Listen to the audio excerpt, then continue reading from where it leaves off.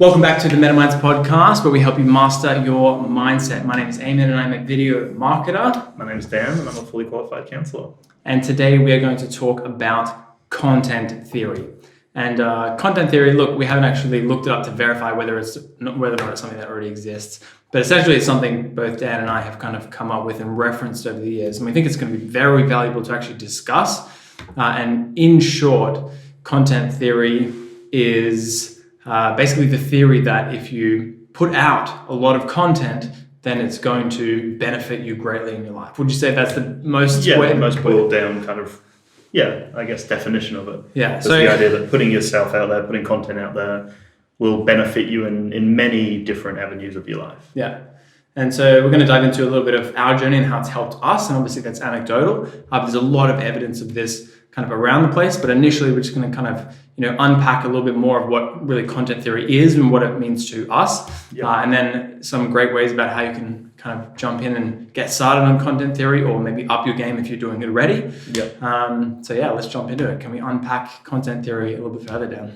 Yeah, so I guess the term content can really be boiled down to anything. So it could be drawing or dancing or whatever it is that you're interested in. And then it's the concept of creating something tangible that you can then share with the world. And so to clarify, it's like digital content. Yeah, so digital content, yeah. So we're really talking about, and obviously, if you live in this day and age, you're very much aware that content is like the way that everyone is putting themselves out there. Think about anybody that you follow at all. Mm-hmm. The traditional kind of content was newspaper, and then it turned into television, which a lot less people had control over. But now content is in our hands. We can do whatever we want with it, exactly. Right? Anyone can create content. Mm-hmm. And for that, there's a low barrier to entry. But also that means that you can put out whatever you want, whenever you want. And have that creative control. Exactly. And as you would have heard, I'm sure at some point, content is king. And that's like what you're alluding to there, is that the power now is away from these big organizations or institutes where, you'd have to go to a TV network or to a newspaper and appeal to have some sort of exposure as such. But now there are thousands of platforms that you can put yourself out on. And I guess the potential is unlimited at that point. And that's what we're trying to get at. Like, you don't know what you're going to have presented to you. There are so many opportunities, and we still don't even know, putting ourselves out for years now, we have no idea what's going to come up in 2 months, 3 months, like anything could come up. And that's what's so excited about this theory. Exactly. That anything's possible, really.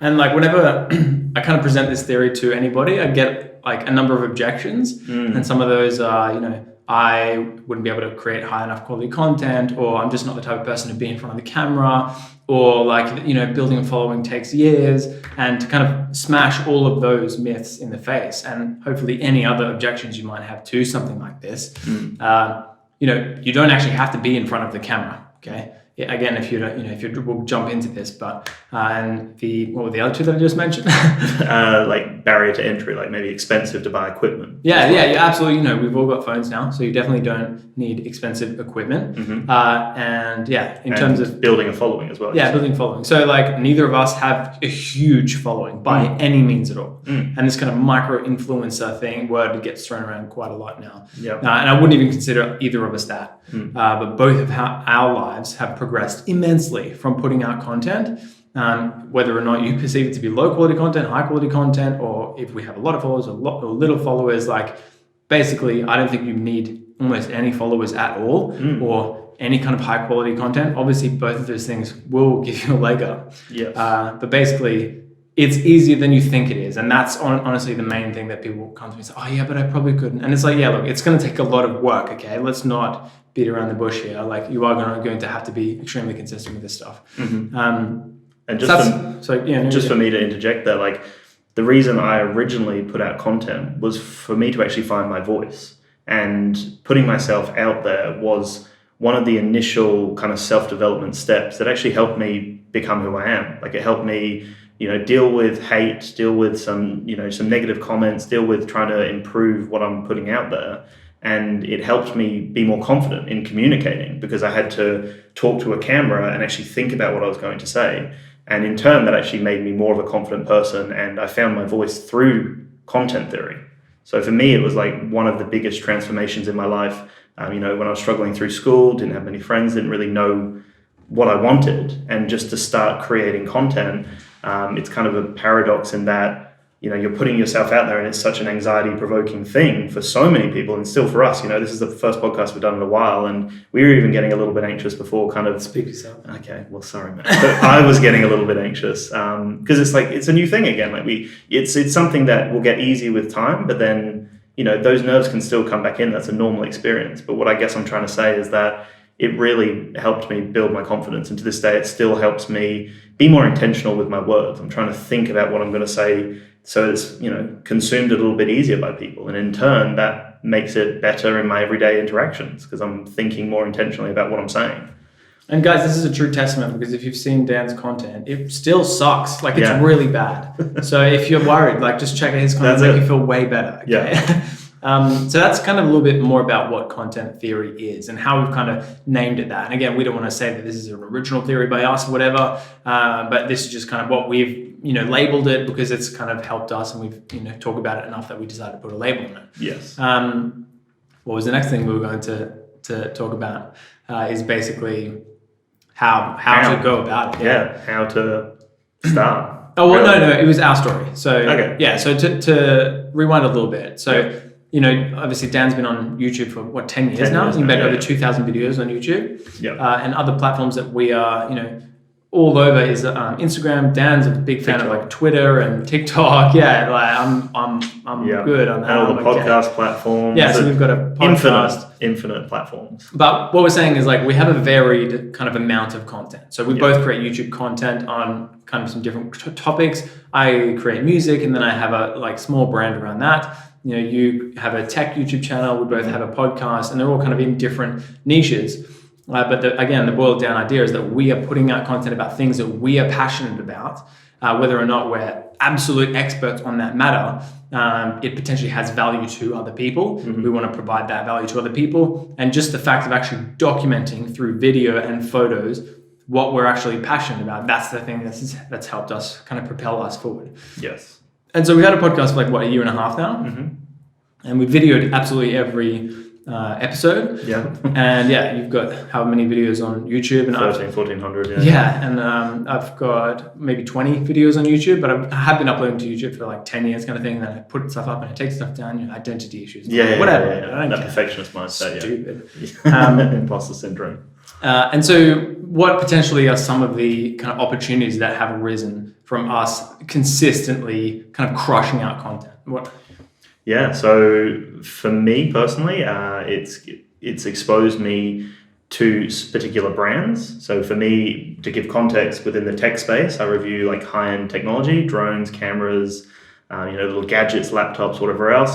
So for me, it's connected me with big companies who will then send me a product to do a review on. In a financial sense, it's enabled me to charge for video reviews as well. So there's that financial element as well. I've connected with YouTubers and fans in the space. So there's really been so many opportunities to connect and grow the brand. And that all really started with me just buying the tech and starting on my own without any sort of endorsements, had no connections in the industry. And just through consistency, it's built to the point that now, like, I'm semi-known in that space, I guess, you know, where companies will actually reach out to me and ask me to do a review on a product before it's released. So that's amazing in that space. And then in terms of the podcast, like, it's a form of therapy, I guess, for me, where I get to expose more about myself and connect with other people and learn. So it's like a self-development tool, creating, and obviously the financial aspect as well. So there's lots of different things that have come from it. I can't really think of like anything outside of that, but there's a lot of opportunities. Like, I've had, I guess, even like jobs, for example. I've had a job recently that was offered to me because of my online presence, and that was a byproduct of me putting out so much content, them seeing how consistent I was, seeing what kind of content I was putting out there, and basically connecting the dots and going, well, this is the type of person who would be good at running a business and also offering a service, a counseling service.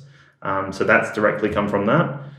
And lots of other things have come. More, give me more. I went 3 more. So much. Like, it's just crazy. You know, there's probably stuff that I've missed, but and so it's like, just that, you know. A few of the things that have come to fruition in my life is I was running a video production business for quite a while there.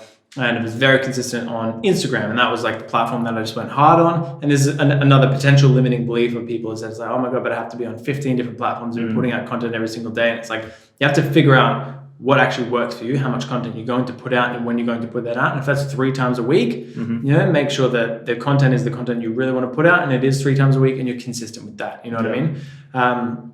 But yeah, Instagram, and you don't have to be on every single platform. 1, maybe 2, exactly. Like 1, go hard on 1.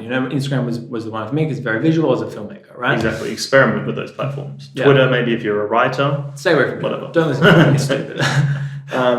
And yeah, Dan, you experiment with literally every platform, don't you? So, as many as I can, yeah. And so yeah, like you laughed at me for TikTok. I did, yes, and now he's got millions do. And millions of views on TikTok. I still do, yes. But I've had a lot of clients come from me posting videos on Instagram. Yes. And it's not just you post content and everything just falls into your lap. There's a bit more work that you have to do than that. For example, I would go out of my way to then send a video message to potential clients that I wanted to connect with from my Instagram account. And, this is potentially not a step you have to take unless you're running a business or unless your business, this supports your business. And then they would see me talking to them directly, a personalized message, which takes you all of 30 seconds. If you sit down and crush out 50 in a row, you're bound to get many responses. And then they go, okay, this person just sent me a video message personalized for me. And then they check out my actual content. Exactly. And they go, oh, this person is who they actually say they are. And potentially somebody I would like to do business with because they are, putting out content about things they're passionate about. I can see that they're actually talented. I can see that they're consistent, which shows that they're disciplined, which shows that they actually, represent the person that they say they are and potentially would be a fantastic person to do business with. Yeah. And so, it's not just putting out content and then you stop and wait and everything exactly. falls into your hands, I kind of see it as like a digital portfolio.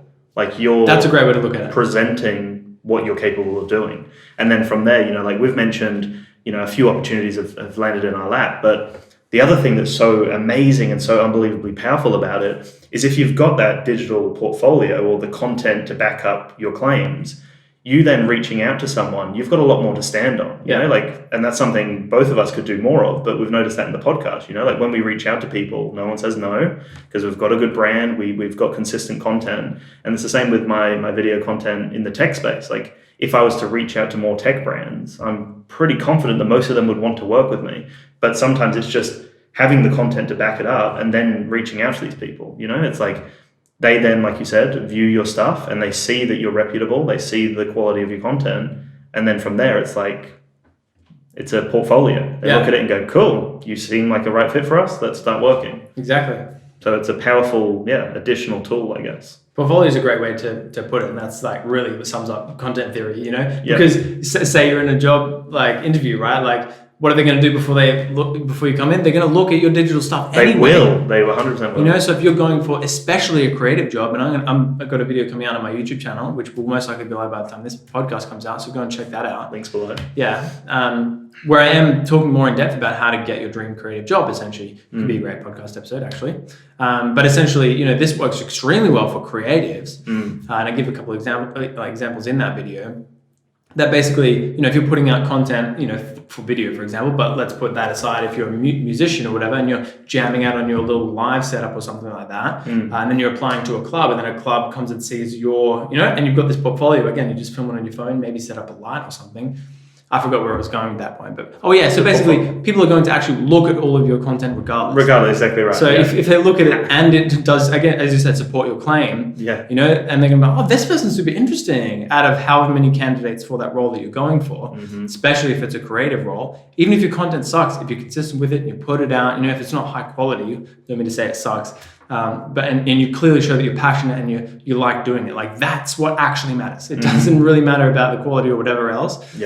Obviously, all of that does help, and there is a lot of ways to figure out how to create high quality stuff. And again, it doesn't have to be crazy high quality. You've got a phone, buy a $30 light on eBay, and your content is going to be that much higher quality than a lot of other people. And then when you get to the point where you've been doing it for so long, it's integrated into a part of your routine, then things will happen, like jobs will actually fall into your lap, which has happened to me a number of times now, where people just direct message me on Instagram or something like that, like, hey, can you come for an interview? They don't look at my resume, nothing. All they've seen is my digital resume as such.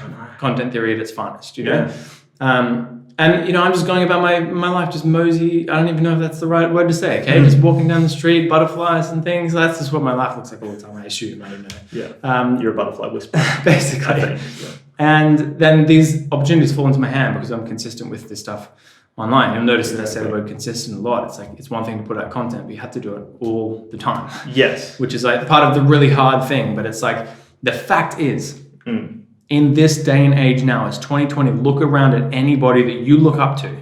They are putting out a butt ton of content, and you follow them because of the content that they put out. Yeah. It's just that simple. Yeah. So if you want to be somebody, you know, and you don't have to be somebody like Kim Kardashian with 1 billion followers, okay? If you want to be somebody, then you're going to have to create content. It's just that simple. It's like unavoidable in this day and age. Yeah. And I like to see it as, you know, like when you think about a degree, like, you know, I've got multiple degrees from university and it's a piece of paper, right? That's all it is. That's a piece of paper. But what is the symbolism or the meaning behind that? It shows that I can critically think and that I can be consistent. And that's basically what it shows. It shows that I can be consistent and I can think outside of the box. And what does putting content out there? It shows that you're thinking outside of the box and that you're consistent. So it really does align with that kind of digital portfolio concept, which again is just so powerful, you know, the amount of opportunities that have come up. And I guess, you know, in that space as well, it's, like the amount of objections that we have heard, and I've heard in the past, like a lot of them can be just stomped out, you know. It doesn't have to be, you don't have to be creating content with the intention that you're going to get your dream job. You could just be creating content because you absolutely love, you know, choreographing like dancing or, you know, like baking or like whatever it is, drawing something. You even made a good kind of concept there about, you know, drawing something and then time-lapsing it, which you said before the podcast. So you don't actually have a physical presence. They don't see your face. You don't talk to the camera. You're just showing off your, you know, you could be into sewing and you could show off your particular sewing style, film it, put it up on Instagram, and then you're going to connect with like-minded people in that space. Yeah. You know, it's as simple as that. It doesn't have to be with this grand concept that I'm going to be a professional sewer and they're going to pay me millions of dollars. It's like you're just connecting with like-minded people. You're, you know, really doubling down on the thing you're passionate about and you're learning while you're doing it. So it's like almost why wouldn't you do it? Yeah. Kind of. So like, do we need to talk about maybe some objections or things that another huge objection that I do hear is that it's like, how would I ever, you know, beat all the people in that niche that I would get in front of? Yeah, let's use baking as an example. It's like, I'm sure there's millions, if not billions of people doing baking videos on Instagram, right? Yeah. And it's like, you have to firstly think about what your actual goal is, you know, because if your goal is to get a job as a high-end chef in your area, then that's going to be much more attainable and achievable than, for example, if you want to be a baker with 2 million followers. Okay, maybe that's not the best way to go about thinking about this.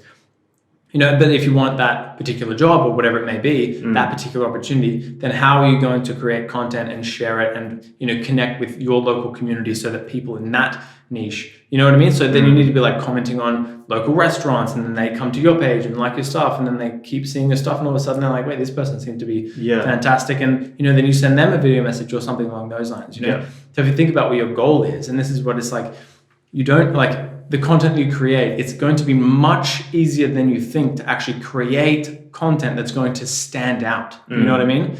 So like, you don't have to, again, right off the bat, create this amazing quality podcast. Like, I don't know if you've seen this MetaMinds one. No. Great quality podcast. They just go all out on their set. Yeah. Both of the hosts are really handsome. Yeah, so you don't actually have to be amazing quality off the bat, basically. You're going to have a bigger impact than you think if you're putting content out at all. You know, like, this is it's like, oh, it's gonna be so hard to create something that's amazing and consistent or whatever. It's like, it's going to take less effort than you potentially think, is what I'm really saying. Exactly right. Yeah, and I guess another thing that's important to recognize is, you know, what is your unique selling proposition, or what is your unique aspect that you can offer this space? So, you know, with the baking example, maybe you do have a really energetic personality. Maybe you would be fantastic in front of a camera. Or maybe your dog is just on the counter the whole time. Yeah, exactly. You know, and it could be your dog licking random things while you're trying to sort out the baking. You know, it's like, that's entertaining. And you know, it doesn't have to be this crazy different thing. Like if somebody's like, if your content comes up in somebody's feed and they followed you because of your content, and they immediately, like, it triggers that they immediately know why they followed you and who you are. They go, oh, that's right, this is the person that does that plus that thing. You know what I mean? Yeah. So it's like, figure out what that thing is, if it's baking, and also your dog's on the counter every time. You know what I mean? And like, what if your dog was just huge? You know, like, it would add that little bit. It's like, oh, this and different outfits in each episode. Yeah, something like the dog wears like a Superman outfit or something. It's like, and so, like, we can give as many examples as you want, but we're not going to be able to give you your example. Exactly, yeah. And this comes down to kind of the third door idea, which we've talked about a couple of times here. But essentially, there's 3 ways to get somewhere. Listen to the book by Alex Pine. It's fantastic. The first way is, you work your way up to that thing. So, you go to chef school. Is that a thing? I don't know. And then you eventually get that job, right? Or somebody in the industry, your dad's a chef. Yeah. They help you into the industry. And the third door is any other way that you can get into that industry.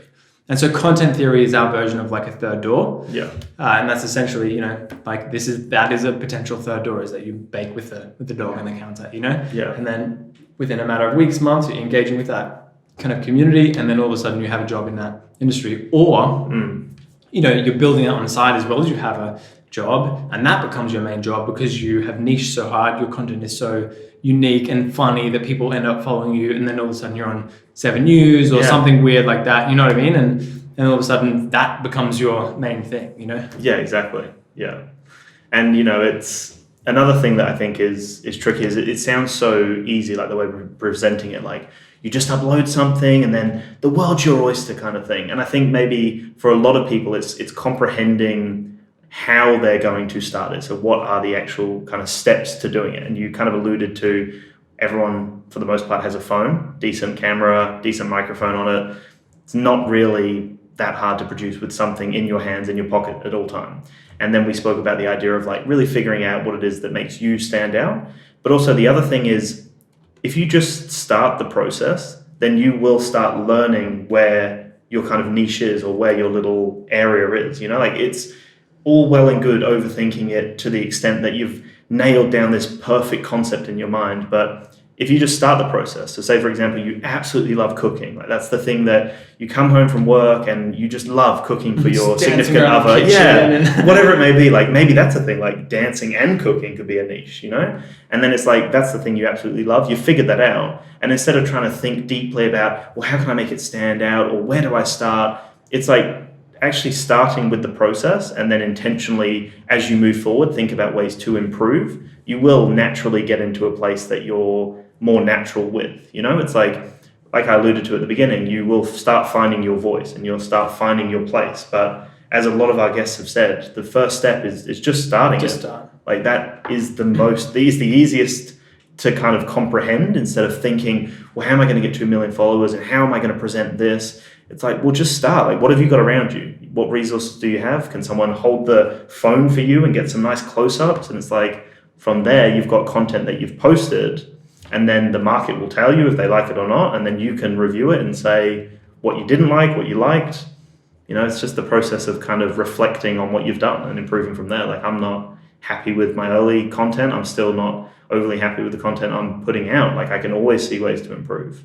And so just to like point something out there is like, the reason that Dan's saying this is because both of us have gone through this a lot. Yeah. We sit there and we're like, oh, how do we make this content, and what's it going to be, and what are we going to say, and who we're going to appeal to, and like it's to address it is a very big thing that you're potentially doing, but you're not going to, like, whatever you start is never going to be where you actually want to be. Yeah. So like, just push that out of your head right now, make whatever you think, and if you want to steal that like dog and cake idea or whatever it is, start with that, and then the market might end up telling you that that's stupid and annoying, and also maybe a dog doesn't sit on the bench or whatever, and then all of a sudden it ends up being a cat or something, you know what I mean? So basically, like, if you just start, push that out of your mind, oh, it has to be perfect, I have to figure out all these things that we've mentioned here. Don't worry about that. If you start, you'll get into a groove, you'll get into a habit, you'll integrate it into your life and your routine, and you'll one day go, oh, it wouldn't be fun if I did this, or like maybe if my intro looked like this, and 6 months later maybe your intro changes, and that's okay. Like, things change. It's not always going to be the same, and no one is going to message you and be like, just so you know, I knew that your intro was this and now it's this, so I knew. Like, nobody's even ever going to notice. Okay. Yeah, exactly. Something huge that I want to point out, though, and this is extremely important with content theory, is that more eyes are on you than you think. And this is what's been huge for us, and what's kind of made us name this concept almost, is that it's like initially with the podcast, for example, we just started putting out content. We're like, oh, maybe we have something of value and we're into self-development, whatever, let's just film it and put it out there. And then all of a sudden we're getting like messages from people saying how we've changed their life and they've changed the way they live because of a particular concept that we've created or whatever. So like there's that element. But then also like a lot of people that you know and just a lot more people than you think are watching. And that is powerful, okay? Not necessarily powerful in an egoic way, although, maybe that's something to talk about because that's potentially important. But like, you never know who's watching. And that's the thing, is that potential employer for 3 years later, they could be watching you now. And they could be like, this person maybe has a bit of something and they're kind of interesting, but not ready to hire them now, or we don't have a spot to open or whatever. Exactly. But then in 2 years' time, spot comes available and like, I know a person because I've seen them on Instagram twice. Yeah, and that's what you were alluding to before. Like you put something out, whether it's sewing or baking or whatever it may be, and you use those hashtags that are related to that content. And after a period of time, like people are going to be seeing your content quite consistently, and they may not act on it, they may not like it, they may not follow you, but they might see it a few times, and then it's in their consciousness. They know that name, or they may know your profile picture or your presentation or whatever it may be. And then like you said there, that person who has just been passively consuming your content, 3 months later, they may be tasked with the role to hire a new chef. And they're like, oh, well, that person's really cool. They've got a cool personality. Maybe I'll hit them up. Yeah. And there's no reason why they wouldn't hit you up on Instagram. Like we said, job opportunities can come up from a digital platform. You don't have to go the conventional way of, here's my resume, I've done this and this. It's like you're presenting yourself there online. They can see it all, Like with me and my counseling, I'm showing a lot of myself on a podcast. I'm not hiding that this is who I am. I'm presenting it to the world. And that, is almost a new concept. I remember going through, my counseling degree and no one else had a podcast. And it was kind of this thing like, oh, wow, you've got a podcast? That's kind of interesting. And it's that concept that I am on that kind of early cutting edge of a platform, podcasting, or a new medium. And in turn, that's helping my case as a counselor because I'm showing myself. I'm not hiding away like, these are my ethical boundaries and I will do this because I'm a counselor. It's like I'm a real human being who doesn't get it all the time and I'm trying to help other people figure it out with me. Like that's the whole concept, And like, we're going to wrap it up here in a sec, but an element that we haven't actually touched on is the self-development. You did touch on it a little bit earlier, but like absolute worst case scenario, right? Say you never, like nothing ever comes of it. It's going to push you to grow like you will not even imagine if you haven't started. Or if you have started, you will have tasted a little bit of this. You will grow as a person. Yeah. And at the, like if nothing else happens, that's worth it for sure. Just integrating another habit which pushes you to actually do something. And you may learn a skill. You may learn how to edit or how to play with audio, and that skill may come in useful later on. Yeah, exactly. Who knows? So, quick wrap up. Content theory. Putting out content about something that you are passionate about will have immense benefits that are extremely powerful to you that you will not even notice until the day it happens. Exactly. And the day it happens, you just won't see it. And the day it happens, you go, this is what, and it has the power to change your life on a crazy level. Yeah. We encourage you to do it because it's definitely changed both of our lives in a lot of different ways, and a lot of people that we have seen. And I think I would personally be open to connecting with other people on, our Instagram or even our personal accounts. If you've got an idea of something but you want to flesh it out a little more, like I would love to talk that through with someone. Yeah, hit us up. Fantastic. Yeah, because if you this is really interesting to you, but perhaps you don't know what your passion is, or you don't know, maybe have some limiting beliefs around some of these things. Let us know. We want to chat to you. We might be able to help you get to that stage. Yeah. We might be able to help change your life, which potentially this could be the candle, the spark, the flame. Some kind of analogy there. I like that. Look, analogies aren't my strong point. They're not. We'll wrap it up there. Thank you very much for listening to Content Theory. If you maybe heard it somewhere else, then grill us in the comments. Yeah. We really, really appreciate. Big shout out to those that leave a rating on our iTunes. It's crazy. We get a lot of listens on this podcast, and not even 1% of people actually leave a review. So to those that do, we really appreciate that. And if you've got 30 seconds and you did get any value out of this, be sure to do that. Really, really helps us out. Thank you very much for listening and getting meta with us. We'll see you on the next podcast.